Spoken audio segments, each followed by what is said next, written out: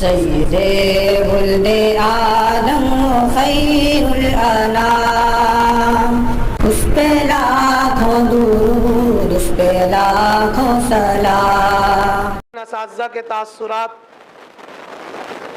اپنے لیے اور تمام طلبہ کے لیے ایک کارآمد نصیحت سمجھتا ہوں، اس لیے اب میں سب سے پہلے نصیحت پیش کرنے کے لیے دعوت دیتا ہوں استاذ الاساتذہ ادیب کامل امام النحو والصرف حضرت مولانا مفتی حفیظ اللہ صاحب قاسمی دامت برکاتہم العالیہ کو تشریف لائے اور ہم طلبہ اعظام کو نصیحت کریں۔ بسم اللہ الرحمن الرحیم۔ نحمده ونصلی علی رسوله الکریم، اما بعد، فقد قال اللہ تبارک وتعالی فی القرآن المجید والفرقان الحمید: اعوذ باللہ من الشیطان الرجیم، بسم اللہ الرحمن الرحیم۔ ومن یؤت الحکمۃ فقد اوتی خیرا کثیرا، صدق اللہ مولانا العظیم۔ صدر مجلس، حضرات اساتذہ کرام، اراکین جامعہ، عزیز طلبہ، آج صبح سے ہی میں بھی انجمن کے پروگرام میں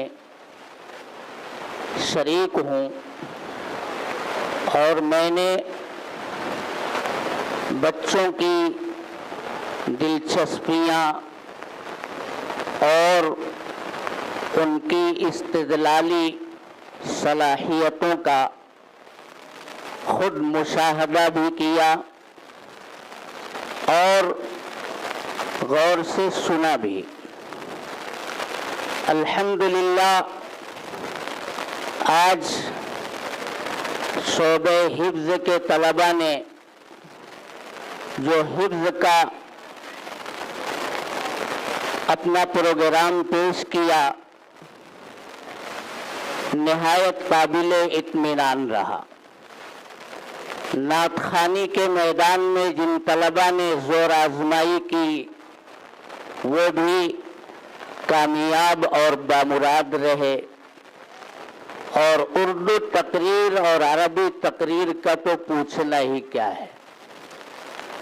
الحمدللہ آج کے اس پروگرام کو دیکھ کر کے حوصلہ بڑھا اور دل سے اپنے اکابرین کے لیے، جنہوں نے اس ادارے کو برپا کرنے اور اسے پروان چڑھانے میں اپنا کردار ادا کیا ہے، دل سے دعائیں نکلتی ہیں۔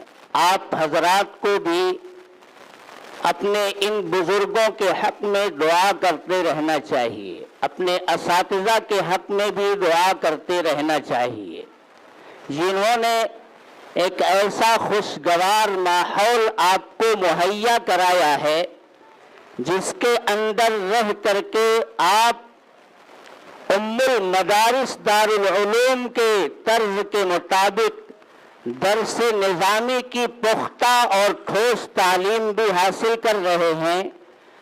اور میرے محترم بھائیوں، عزیز طلبہ، آپ حضرات کو فارغ ہو کر کے جب دنیا کے میدان میں عوام الناس کے اندر اترنا ہوگا، اس وقت آپ کو کیا صلاحیتیں درکار ہوں گی؟ تحریر اور تقریر، ان دونوں میدانوں کو سر کرنے کے لیے انجمن کا نظام اور آپ کے لکھنے پڑھنے کا نظام یہاں برپا کیا گیا۔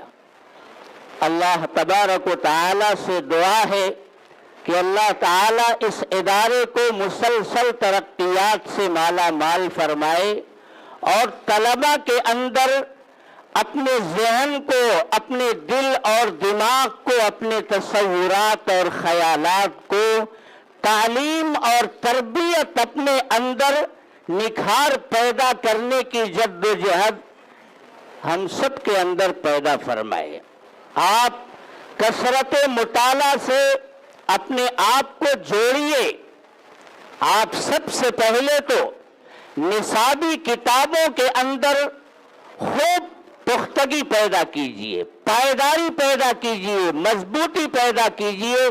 جب آپ اپنی نصابی کتابوں کے اندر پختہ ہوں گے اور اس کے لیے جو درکار مطالعہ ہے اس مطالعے کو آپ کرتے رہیں گے تو انشاءاللہ آپ کو شوق پیدا ہوگا کہ ہم خارجی مسائل کو بھی سیکھیں اور سمجھیں اور تقریر اور تحریر کے نکھار کے لیے جو کچھ بھی ہم سے بن پڑ سکتا ہے وہ کرتے رہیں۔ آج کل موبائل کی لعنت نے ہمارے مدرسوں کو بھی تباہ اور برباد کر کے رکھ دیا ہے۔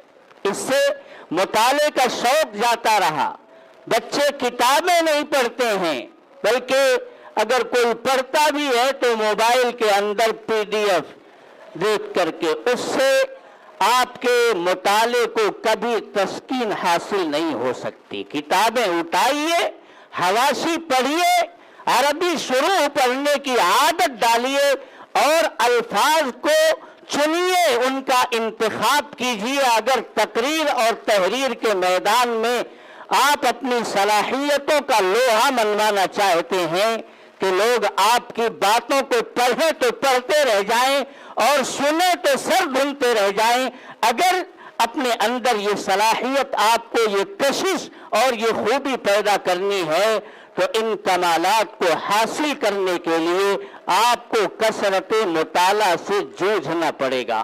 اللہ تبارک و تعالی اس ادارے کو ہر قسم کے شرور سے، فتن سے، آفات اور بلیات سے محفوظ رکھے اور ہر قسم کی ترقیات سے مالا مال فرمائے۔ انتظامیہ اور اراکین نے جو یہ نظام برپا کیا ہے اللہ تعالیٰ ان سب کو اپنی شایان شان بدلہ نصیب فرمائے۔ وآخر دعوانا ان الحمدللہ رب سید ولد آدم خیر الانام، اس پہ لاکھوں درود، اس پہ لاکھوں سلام۔